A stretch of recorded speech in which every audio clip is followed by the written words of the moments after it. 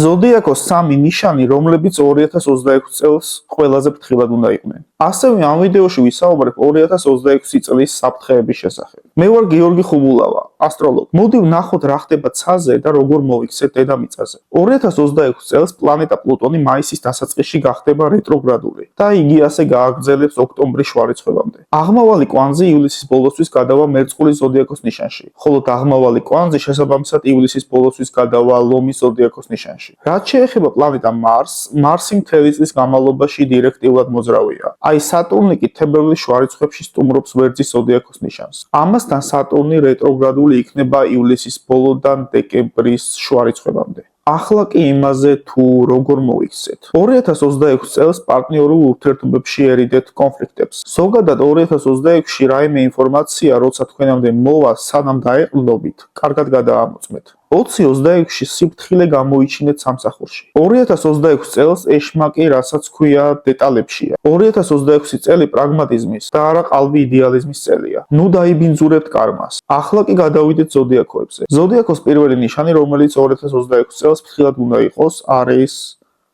შვილდოსანი. შვილდოსნებს გირჩევთ მეტი დრო საკუთარ თავს დაუთმოთ და თქვენს უარყოფით მხარეს გასაქანი არ მიცეთ. დიდად არ გქონდეთ გარშევაყოფების იმედი. ზოდიაქოს მეორე ნიშანი, რომელიც 2026 წელს ფრთხილად უნდა იყოს, არის ვერძი. ვერძებისთვის 2026 ტრანსფორმაციული წელია. ვერძებს ზედმეტ აქტივობას 2026-ში არ გირჩევთ. ზოდიაქოს მესამე ნიშანი, რომელიც 2026 წელს ფრთხილად უნდა იყოს, არის თხის რქა. თხისქები 2026-ში ხშირად ესტუმრეთ სხვადასხვა თავშეყრის ადგილებს. თუმცა საზოგადოების შემოდგომიდან იყავით ფრთხილად. უდარდელ 2026 წელს გისურვებთ.